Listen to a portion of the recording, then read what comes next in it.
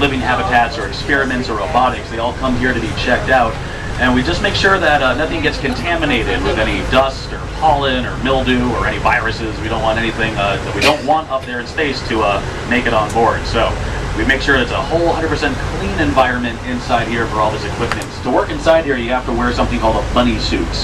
It's like a big blue smock, almost like what a surgeon wears during an operation. Follow the bridge over here to the building right behind the space station facility.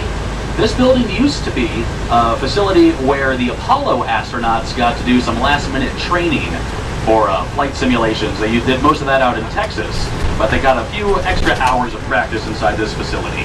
And there used to be huge mounds of dirt out here behind the building where the astronauts got to test out the moon buggy.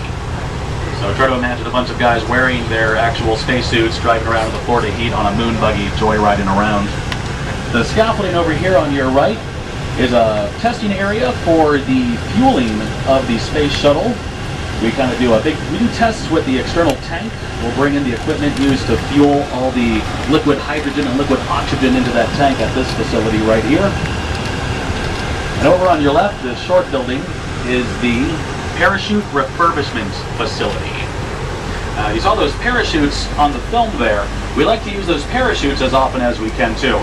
We'll bring the parachutes to this facility, hang them from the overhead monorail system, and wheel them into the white building, which is a 30,000-gallon washing machine.